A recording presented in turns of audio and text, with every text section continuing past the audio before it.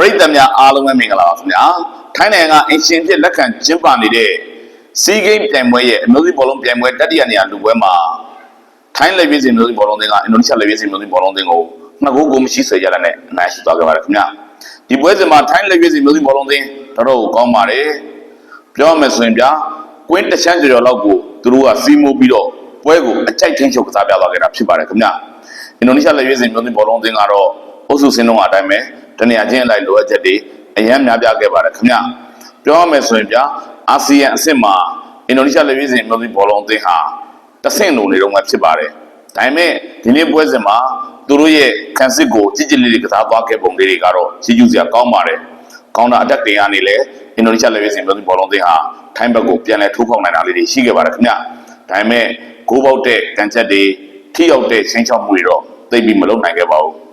အင်ဒိုနီးရှားလက်ရွေးစင်ဘောလုံးအသင်းမျိုးသမီးအသင်းကဘောလုံးရသွားပြီဆိုရင်ထိုင်းလက်ရွေးစင်ဘောလုံးအသင်းကဝင်း3ကြိုးတချို့ဒါမှမဟုတ်ကွင်းတစ်ဝက်လောက်မှာနေဘောလုံးကိုဟန်တာဖြတ်ထုတ်ပြီးတော့ပြန်ပြီး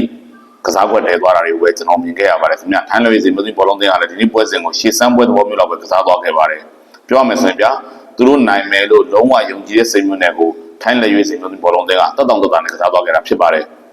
ပထမပွဲစားလို့7မိနစ်ကျော်ပါတယ်ထိုင်းလက်ရွေးစင်မျိုးသမီးဘောလုံးအသင်းကအဖွင့်ကိုစားရတယ်ပြီးတော့နှောင်းပြီးကနေ43မိနစ်မှာဒုတိယကိုထပ်သွင်းလိုက်တယ်နှစ်ဂိုးကိုမရှိဖြစ်သွားတယ်အဲ့ဒီနောက်မှာတော့ထိုင်းလက်ရွေးစင်မျိုးသမီးဘောလုံးအသင်းဟာဂိုးထက်ရဖို့အတွက်ပွဲကိုထိန်းချုပ်ဖို့သာဥတည်သွားခဲ့ပါတယ်အင်ဒိုနီးရှားလက်ရွေးစင်မျိုးသမီးဘောလုံးအသင်းကကိုယ်တမတော်တော်ကောင်းခဲ့ပါတယ်ထိုင်းဘက်ကဂိုးရရှိနိုင်တော့တဲ့၄ချိန်လောက်ကိုသူအစွမ်းပြကောက်ပဲသွားလေးရှိခဲ့တယ်ခင်ဗျဒါလေးကတော့တကယ်ကိုအတိမတ်ပြစရာကောင်းပါတယ်ထိုင်းလက်ရွေးစင်မျိုးသမီးဘောလုံးအသင်းကတော့အင်ဒိုနီးရှားလက်ရွေးစင်မျိုးသမီးဘောလုံးအသင်းကိုနောက်ဆုံး၈ချိန်ဆက်တိုက်တွေ့ဆုံတာမှာ၈ချိန်လုံးအနိုင်ရရှိခဲ့တာဖြစ်သွားပါတယ်ခင်ဗျအုပ်စုအဆင့်မှာတော့လို့၈ဂိုးမရှိတော့မဖြစ်တော့ဘူးပေါ့လေ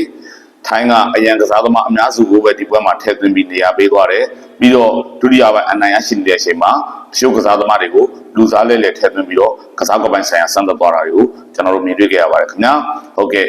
စီဂိမ်းမျိုးသမီးဘောလုံးပြိုင်ပွဲရဲ့တတိယနေရာလူပွဲကတော့ပြီးဆုံးသွားခဲ့ဖြစ်ပါတယ်အင်ရှင်ထိုင်းလက်ရွေးစင်မျိုးသမီးအသင်းဟာအင်ဒိုနီးရှားလက်ရွေးစင်မျိုးသမီးဘောလုံးအသင်းကိုနှစ်ဂိုးကိုမရှိနဲ့နိုင်ပြီးတော့တတိယဆုကိုရရှိသွားခဲ့ဖြစ်ပါတယ်ဒီနေ့ည9:00နာရီချိန်မှာတော့